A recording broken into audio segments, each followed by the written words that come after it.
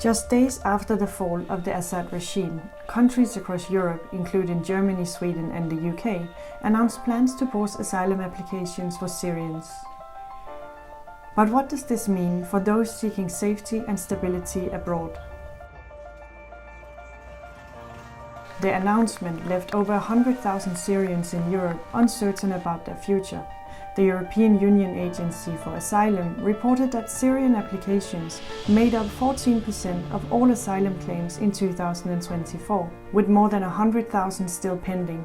What I think is sad is the suspension of claims that are in process, particularly family reunification, that I think is particularly sad. I think it's very cynical because we really don't know what's happening with Syria. In fact, I think the most extreme position is Austria, which has about 100,000 Syrians, and they've decided to start deporting Syrians, which is quite cynical if you consider that Syria is officially considered unsafe for return in terms of the EU understanding.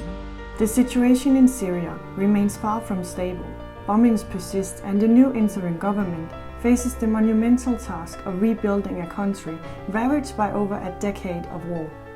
Despite the change in leadership, Syria is not yet deemed safe for return by international standards. Many Syrians would hesitate about returning. There's also a notion that we cannot forget that there has to be some kind of mechanism of transitional justice. There has to be some kind of a transitional justice process.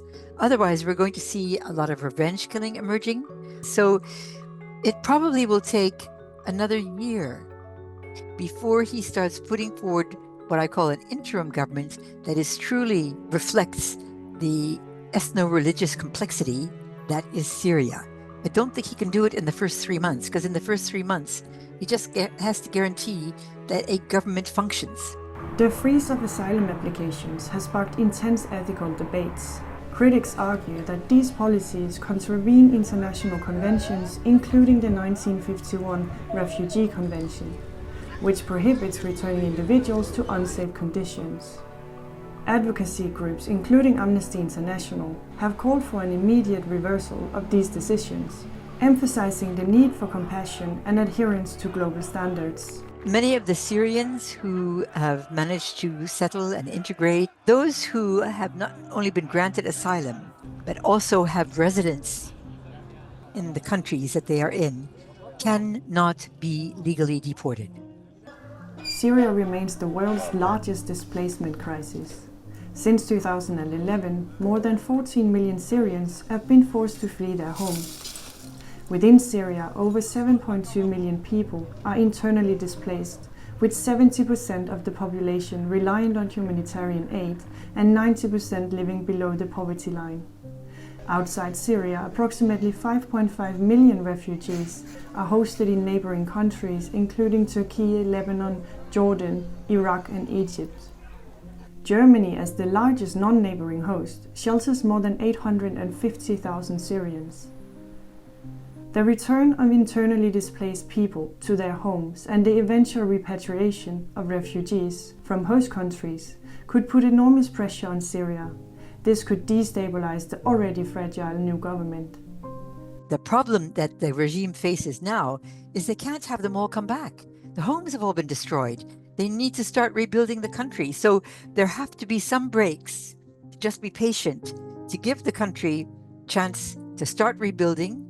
Maybe it'll take a year, maybe a year and a half, because when they come back, they have to have houses, schools have to be rebuilt. The government was targeting schools and hospitals, and those have been badly damaged. And also, unless Europe lifts its sanctions and the proscription on the Association for the Liberation of Syria, they can't do it. How can you send people to a country that you're calling safe if it's still proscribed and if it's still under sanctions?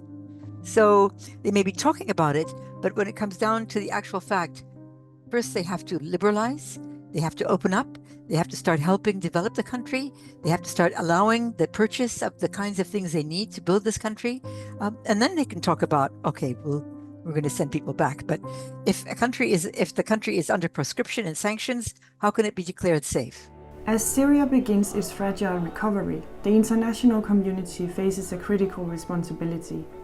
Deportation must only occur when conditions in Syria meet the standards of safety, stability, and dignity outlined in international law. Return should be voluntary and based on informed decisions, ensuring that refugees are not forced into situations of renewed insecurity. Upholding these principles is not only a legal obligation, but a moral imperative to support those who have endured over a decade of conflict.